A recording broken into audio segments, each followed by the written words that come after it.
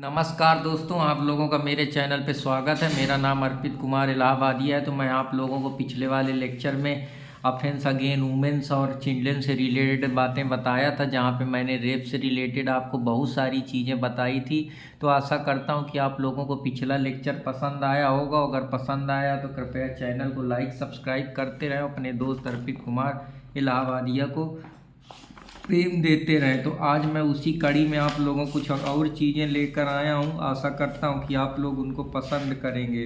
तो आज मैं आप लोगों को बताऊँगा, मैंने पिछले वाले लेक्चर में आप लोगों को पूरा एक डिटेल में बताया था, रेप से रिलेटेड उनके कासेस बताया था, चाहे वो ट्रैफिकिंग की बात रही हो, चाहे वो ओवर एक्सप्लॉइटेशन रहा हो, चाहे फोर्सफिकेशन के जरिए उसका उनको किया जाता हो, या फैशन हो, या बायोलॉजिकल जो फैक्टर आप लोगों को मैंने बताए थे, इकोनॉमिकल फैक्टर बताए थे, साइकोलॉजिकल फैक्टर बताए थे, और भी बहुत सारे मॉडल बताया था, चाहे वो सिंगल सेक्स मॉडल की थ्योरी रही हो, या मैंने और भी आपको वन सेक्स मॉडल थ्योरी के बारे में बात किया था। तो मैंने काफ़ी चीज़ें आप लोगों को डिटेल में बताई थी, जहाँ मैंने अपने अलग अलग व्यू रखे थे कि रेप के कारण क्या है, फैशन उसका एक कारण है, वो ग्लोरीफिकेशन है, कमोडिटिफिकेशन है। तो हम लोग उन पे सारी चीज़ों पे बात करे थे कि समाज जो है, महिलाएं पुरुष जो है, हमेशा से उनका बायोलॉजिकल डिफरेंस है, और उनके जो बोलने का, उनके जो अट्रैक्शन, ब्यूटी का, जो उनकी बॉडी का बनावट है, वो भी एक कारण है। साइकोलॉजिकली जो माइंड में एक चेंज होता है, वो भी एक कारण है। हाइपर सेक्सुअलिटी भी उसका एक कारण, मैंने बहुत कई सारों पे बात करा था। लैक ऑफ सेक्सुअल फ्रीडम, वो भी एक कारण है। तो उन सारी चीज़ों में मैंने बात करी थी।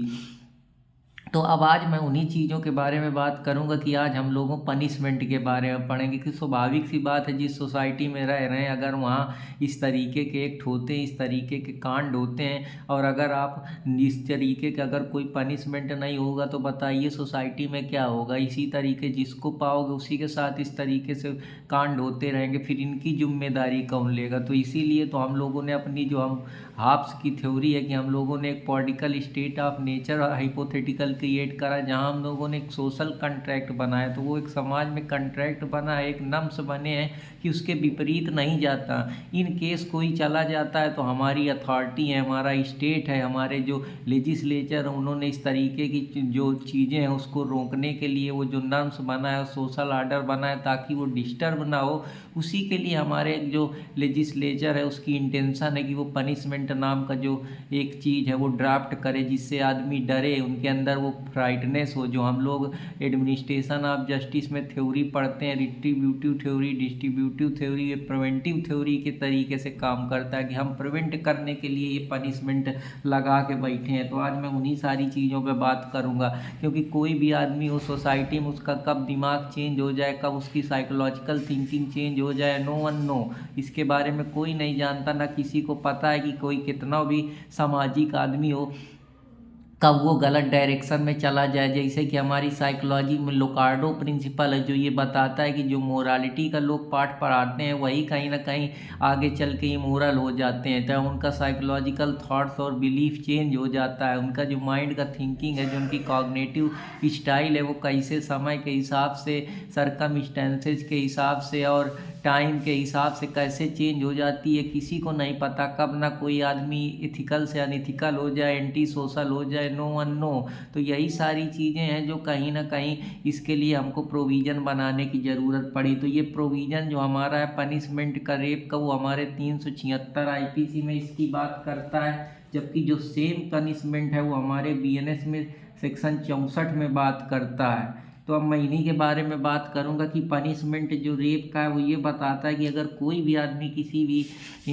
महिला का इस प्रकार से सेक्सुअली उसका रेप करता है, तो उसके लिए जो रिगरस पनिशमेंट है, मतलब ऐसा पनिशमेंट है कि आप लोगों को कठिन पनिशमेंट दिया जा सकता है, आपसे काम कराया जा सकता है, आपको जेल में रखा जा सकता है, हो सकता है आपको थोड़ा बारा बॉडीली पेन भी दिया जा सके, या आपको कोई टॉर्चर दिया जा सके। तो ये रिगरस पनिशमेंट के जाते हैं। इसमें कम से कम 10 साल की सज़ा है जो हमारा भारतीय न्याय संहिता है, और जीवन कारागार की भी सज़ा है जिसको हम इम्प्रीजनमेंट फॉर लाइफ बोलते हैं। साथ ही साथ फाइन भी इसमें दिया है। तो ये कुछ चीज़ें हैं जो आप लोगों को पढ़ना चाहिए। ये हमारा जो आईपीसी है ये चीज़ 376 सब क्लास 2 में दी है, तो आप इसको इंटरलिंकेज भी करते रहें कि ये जो चीज़ें हैं किस तरीके से दी हुई हैं।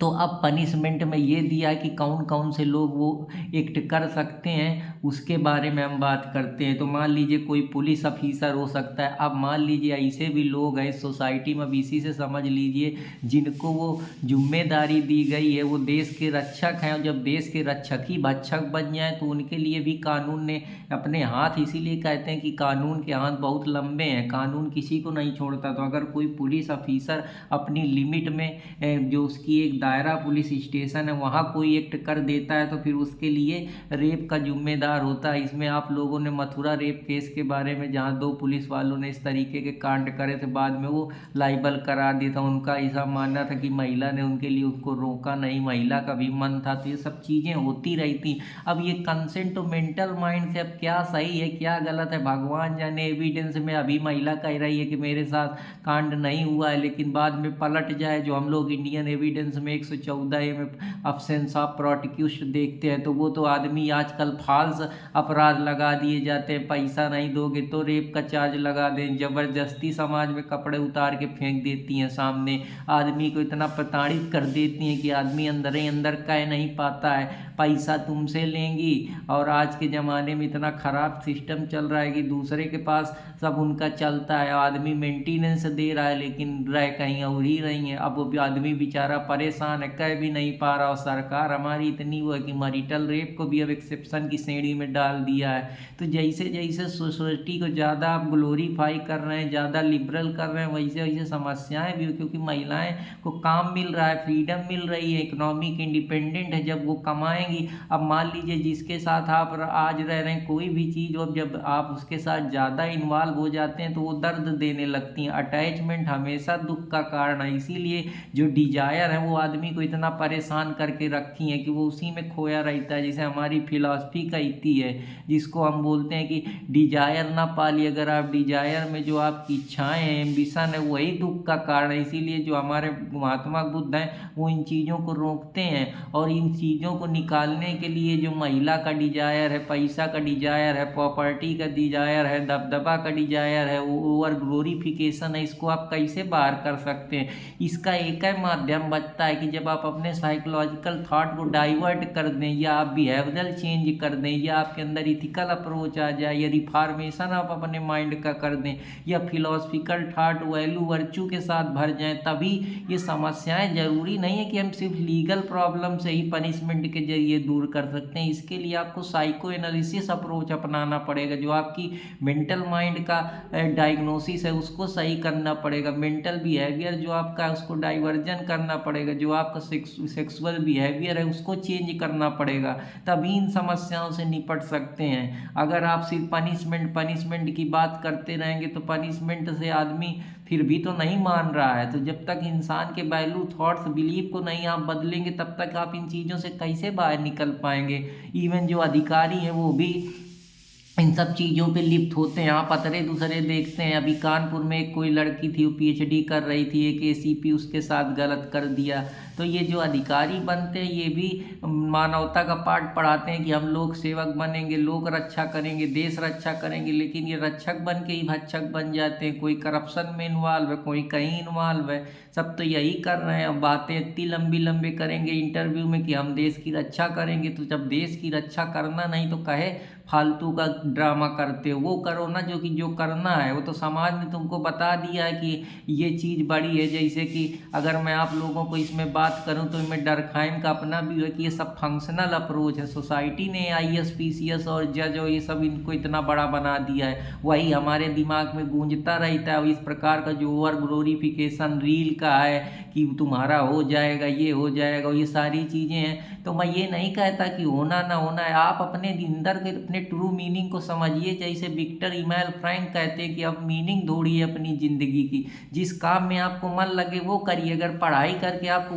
वाकई जज बन के सेवा करना है तो ठीक है, नहीं जज बनने के लिए फर्जी ना आइए, क्योंकि समय बर्बाद करने से कुछ होगा नहीं। 2-4 साल बाद जब आप नीरस होंगे, क्योंकि जिस चीज़ के लिए आप अभी प्लीजर की आपकी मिल रहा है वो आपको पेन भी देगा। जब आप 1-2 साल का नहीं होगा तो आप परेशान होंगे, तो वो परेशानी अगर आप अंदर से मेंटली स्ट्रांग हो के आए कि मेरा यही उद्देश्य है, मुझको ये काम करने में मज़ा आता है, चाहे मैं हारूं चाहे जीतूं, तभी आप इस फील्ड में आइए। और नहीं तो कोई अपने लिए अलग रास्ता चुन लिए। दुनिया में अब बहुत है, पहले जब ये मीडिया का दौर नहीं था, सोशल मीडिया का दौर है, अब तो कोई भी फेमस हो रहा है। कच्चा बादाम फेमस हो गई, रानू मंडल फेमस हो गई। फेमस होना कोई बड़ी बात नहीं है, लेकिन आप किस तरीके से अपने आप को अंदर से आप कितना खुश है वो ज़रूरी है। तो इस चीज़ को आप ध्यान में रखिए। ओवर ग्लोरीफिकेशन के दौर में अपने को ओवर ग्लोरीफाई ना करिए, नहीं तो फिर वो आप लोगों को एक और फिलॉसफी आप लोगों को बताता हूँ।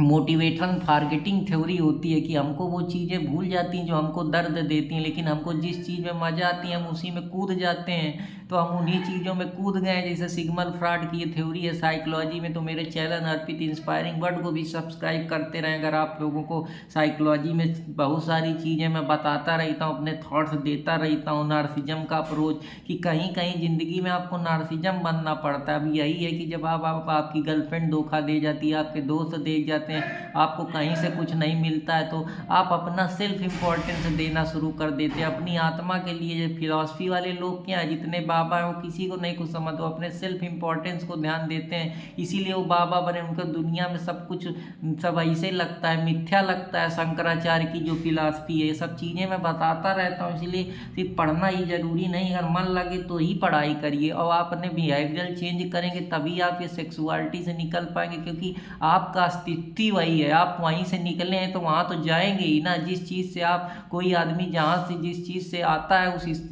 उसका लगाव हो ही जाता है। अब मान लीजिए आपके माता पिता आए आपसे, तो आपका लगाव अपने माता पिता से। अब आप सेक्सुअल दुनिया से निकल गए हैं तो सेक्सुअलिटी की तरफ तो जाएंगे, तो वो स्वाभाविक सी चीज़ है। एक्शन एंड रिएक्शन हमेशा इक्वल एंड अपोजिट होते हैं, जो Newton third law of motion कहता है। तो ये सब चीज़ें आप लोगों को मैं बता रहा हूँ। मैं ये नहीं कि मैं बहुत जानता हूँ, लेकिन मैं जो समझ पा रहा हूँ उतना ज़रूर आपको बताने का प्रयास कर रहा हूँ।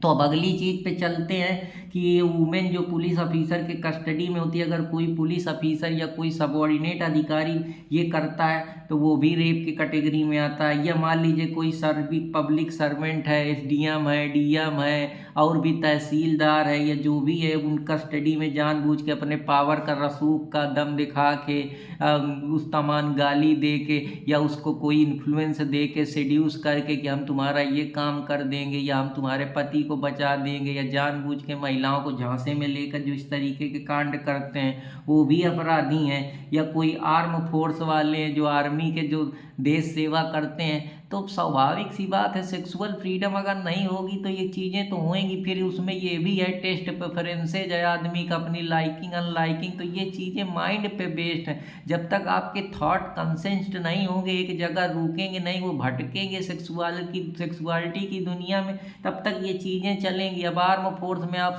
बहुत सारे देख लीजिए, असम में, नागालैंड में, जितने नॉर्थ ईस्ट के स्टेट हैं, इसमें आप यही तो देखते हैं। जो आर्म फोर्स स्पेशल बनाया गया है आसफा, वहाँ उनकी सुरक्षा के नाम पे आप देखते हैं कि इस तरीके के बहुत सारे एक्ट होते रहते हैं। या जब कश्मीर का समय था, जम्मू कश्मीर में जब एलओसी में होता था, तो वहाँ बहुत सारी कश्मीरी पंडितों का, ये जो आईएसआई वाले हैं या पाकिस्तान के टेररिस्ट हैं, ये भी तो सब चीज़ों की एक्टिविटी में करते हैं, लेकिन वो हमारी कंट्री के नहीं हैं।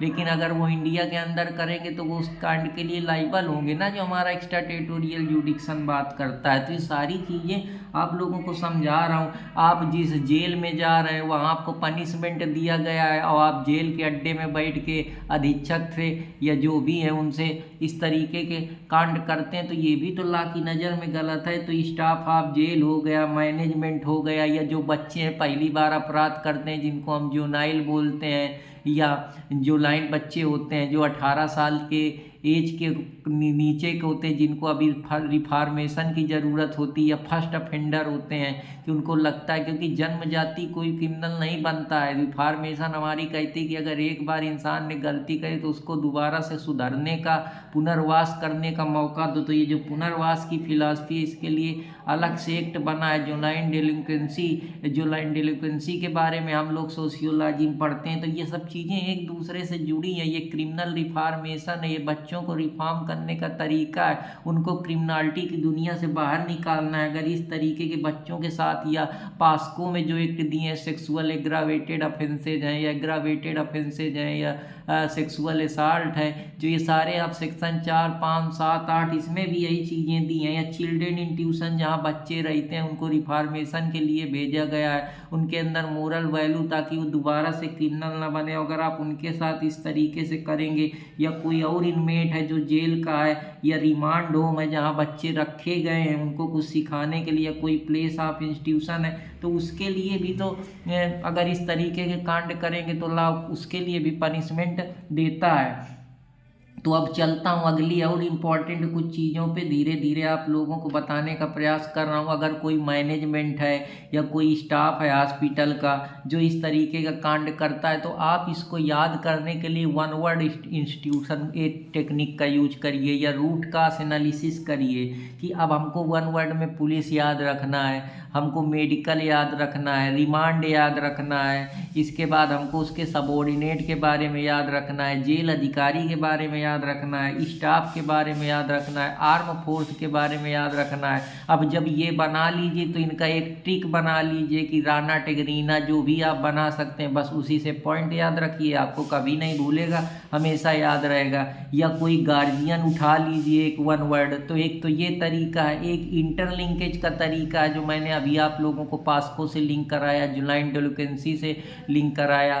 तो ये भी जो सारे एक्ट हैं वो कहीं ना कहीं एक दूसरे से जुड़े हुए हैं, या इस तरीके से आप समझेंगे तो आपके पास कंटेंट की कमी नहीं होगी। तो एक ये तरीका है, गार्जियन हो गया, या कोई टीचर है आपके पढ़ रहे हैं, रोज़ आप अपने आसपास रीलों में देखते हैं वायरल होते रहते हैं, तो ये सब चीज़ें, जैसे अभी जयपुर वाला मामला आ गया, तो इस तरीके अगर बिना कंसेंट के आप कोई भी करते हैं, या ट्रस्ट में किसी के साथ कुछ कर देते हैं, या सेक्टेरियन वायलेंस कोई कर देते हैं, अब तो सेक्टेरियन वायलेंस याद रखिए कि सेक्ट 2 गुट बने हुए हैं, उन गुट में वायलेंस करके आप उनके बीवी बच्चों को छेड़ रहे हैं, ज़बरदस्ती उनके साथ कुछ कर रहे हैं, तो वो भी रेप की कैटेगरी में आता है। अगर कोई प्रेग्नेंट वूमेन है उसके साथ आप रेप कर दे रहे हैं जबकि ये जानते हैं, तो अब जब इस तरीके के कुख्यात होंगे तो समाज में डिसबैलेंस ना क्रिएट हो, अनहार्मनी ना क्रिएट हो, सोशल सोलिडारिटी बनी रहे, जैसे डांगिट का व्यू है जो फिलोसफर है, जूरिस्प्रूडेंस एंगल से आप लोगों को समझा रहा हूँ। तो ये सारी चीज़ें मैं बता रहा हूँ, मैं सिर्फ पढ़ा नहीं रहा हूँ। अगर आप लोगों को रैंक वालों के पास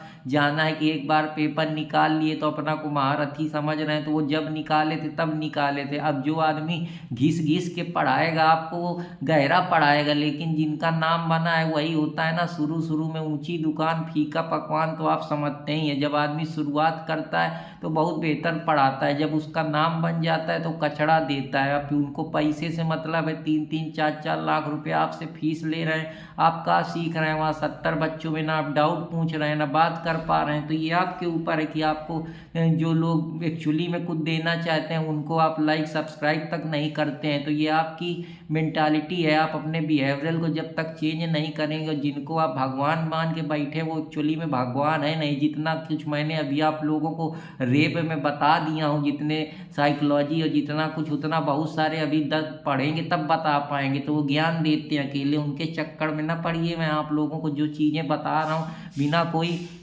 स्वार्थ, मेरा भी ऐसा नहीं है कि मेरा स्वार्थ नहीं है, मैं भी कुछ ना कुछ आप लोगों से चाहता हूँ। अगर मैं आपको ज्ञान दे रहा हूँ तो फ्री में थोड़े दे रहा हूँ, मेरा भी घर है, मेरी भी रोजी है कि लोग ज्ञान दे सकते हैं, लेकिन आपको रोटी थोड़े कोई दे सकता है। तो मेरे पास जो कैलिबर है, जो क्षमता है, वो मैं आप लोगों को पढ़ा रहा हूँ। आप लोगों से अगर फीस भी फ्यूचर में चार्ज करूँगा तो इतनी चार्ज करूँगा जिससे मैं अपना गुजारा कर सकूँ। सब यही कर रहे हैं, ज्ञान चाहे जो उन्हें जब खाने को नहीं मिलेगा किसी को तो कुछ ना कुछ तो जुगाड़ करेगा। आप भी अभी स्पीशियस बन रहे हैं, जज बन रहे हैं, तो किस लिए बन रहे हैं कि आपका भी गुजारा हो सके, आपकी भी ज़िंदगी बेहतर हो सके, आपकी भी लाइफ स्टाइल अच्छी हो सके। तो यहाँ मैं कुछ छुपा नहीं रहा हूँ, जो है खुला है, खुला किताब बनना है अपने को, ये सब नहीं ड्रामा नहीं पसंद है, क्योंकि ड्रामा से कुछ होता नहीं है। तो वही है कि आप इनकैपेबल ऑफ गिविंग कंसेंट, अब आपको कोई कंसेंट नहीं दे रहा, आप जानबूझ के उसके साथ कांड कर रहे हैं, तो भी अब इस तरीके से याद रखिए, एक एक पॉइंट कितना आसानी से याद हो गया।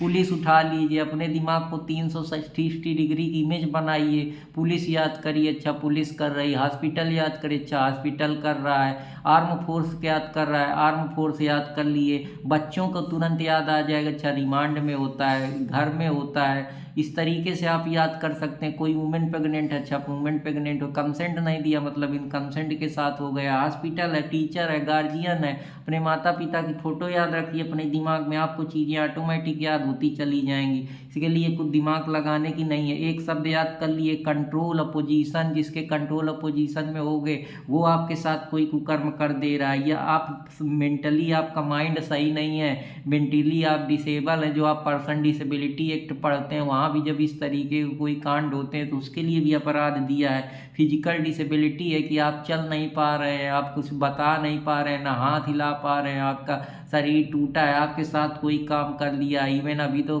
जो डेड बॉडी है उनके साथ तक लोग नहीं छोड़ रहे हैं, जिसको अभी सुप्रीम कोर्ट में उसकी बात हुई है, उसको हम नेक्रोफोलिया बोलते हैं, तो वो भी एक पनिशमेंट अब डालना चाहिए। क्योंकि अब सोसाइटी में जैसे जैसे चीज़ें ज़्यादा ओपन होंगी वैसे वैसे समस्याएं बढ़ेंगी। अब सबको आज़ादी है, सबको छूट है, इलीगल तमाम प्रकार के अफसीन जो कंटेंट है वो आ रहे हैं, ये सारी चीज़ें, चाहे आप 296 में देख लीजिए गाने अफसीन, तो ये सब क्या करते हैं, ये आपके अंदर सेक्सुअलिटी को भड़काते हैं, उनका जन्म करते हैं। तो ये भी सारी चीज़ें इंपॉर्टेंट रोल प्ले करती हैं। या आपके बॉडी को कोई हार्म करके, ग्रीवियस आपका मुंह दबा के, या आपके कोई खरोंच के या कुछ ऐसा कर दे कि जिससे आप परेशान हो जाएं, या आपकी लाइफ को डेंजर कास्ट कर दे, या डिसफिगर कर दे आपके फेस को, जैसे एसिड डाल के कोई इस तरीके के काम करते हैं, या लाइफ को खतरा कर दे, या ज़बरदस्ती आपको बंधक बना के कुछ कर दे, या जानबूझ के एक ही वुमेन को बार बार आप उसके बिना बावजूद के कोई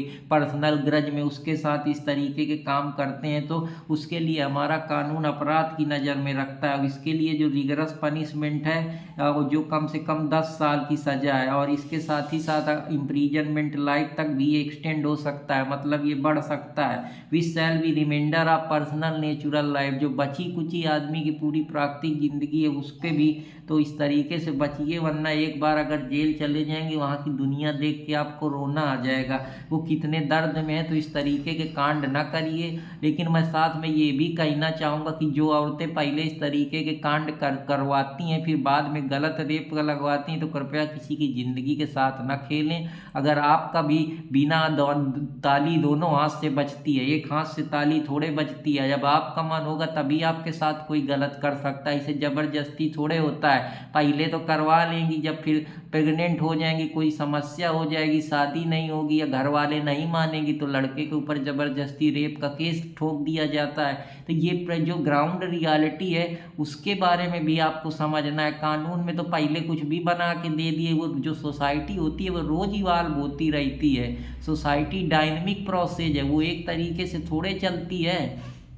इसको जिसने वही कहा है ना कि जैसे ला एक साल नहीं, वो चेंज होता रहता है। जो वोल्जिस्ट का कॉन्सेप्ट हम लोग ला में पढ़ते हैं वो यहीं से निकल के आया है। तो इस तरीके से आप सोचना शुरू करिए, तभी आप लोगों को कुछ अच्छी चीज़ें मैं बताने का प्रयास कर रहा हूँ। आर्म फोर्स का मतलब होता है जो आर्म हमारी आर्मी है, सिक्योरिटी के लिए देश की इंटीग्रिटी और सोवरेनिटी को मजबूत करती है, हमको प्रोटेक्ट करती है। अगर वो को चाहे आर्मी हो, चाहे नेवी हो, चाहे एयरफोर्स हो, या कोई और पैरामिलिट्री फोर्सेज हो, या आर्म फोर्स हो, ये जो भी फोर्सें हैं वो सेंट्रल गवर्नमेंट के द्वारा या स्टेट गवर्नमेंट के द्वारा कंट्रोल की जाती हैं। जैसे हमारे कॉन्स्टिट्यूशन में अगर कोई एक्सटर्नल एग्रेशन हो जाता है तो हमको सेंट्रल की तरफ से फोर्सेज दी जाती हैं, जो हमारे सेक्शन 300 आर्टिकल 355 में दिया है। तो आप इस तरीके से लिंकिंग भी करते रहे तो आपकी चीज़ें आसान होती जाएंगी। हॉस्पिटल है, कोई इंस्टीट्यूशन बनाया गया है जिसका काम है ट्रीटमेंट करना, मेडिकल अटेंशन देना, जो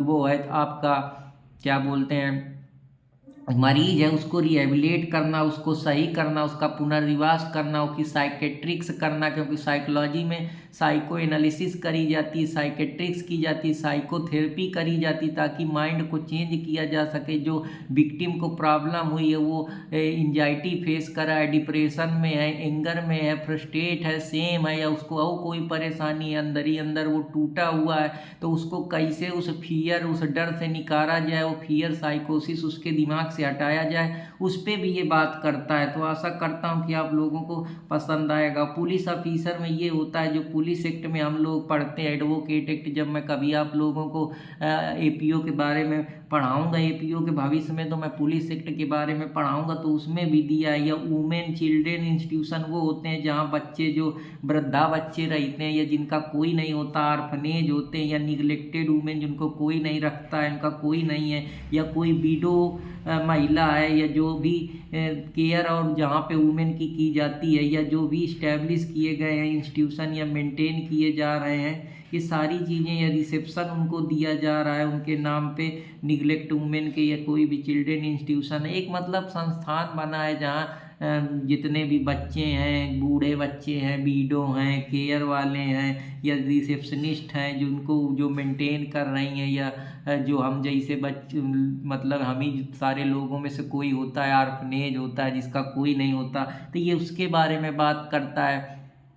अब एक 2 फिंगर टेस्ट होता है कि जब भी कोई इस तरीके का एक्ट करता है रेप से रिलेटेड, तो ये माना जाता है कि उसने रेप करा है, तो अगर 2 फिंगर उसकी वजाइना में जा रही, तो ये सब चीज़ें, हालांकि सुप्रीम कोर्ट में इस पर काफ़ी बवाल मचा कि ज़रूरी थोड़े कि अगर 2 फिंगर घुस जा रही हैं तो वो पूरी तरीके से रेप के अंदर आता है। आज के ज़माने में जैसे जैसे मेडिकल एडवांसमेंट हुआ है, उससे ये पता चला कि बहुत सारे जो वुमेन वजाइना होती है उसमें हाइमेंस होती ही नहीं है, और बहुत सारी जो वुमेन्स की हाइमेन होती है वो साइकिल चलाने से, कसरत करने से भी टूट जाती। तो ये पूरा पूरा सरासर बकवास है, और ये हमारे आर्टिकल 21 का उल्लंघन करता है। इसमें एक केस है Leelu versus state of Haryana, Leelu versus state of Haryana का केस ये बताता है कि 2 फिंगर टेस्ट जो है वो कहीं ना कहीं जो वायलेट करता है, जो रेप सर्वाइवर है वो अपनी बात को रख नहीं पाती हैं, जो प्राइवेसी को उनके एक तरीके से चैलेंज करता है, साथ ही साथ जो उनकी फिजिकल मेंटल इंटीग्रिटी है, फिजिकली और मेंटली वो किस तरीके से सोचेंगी,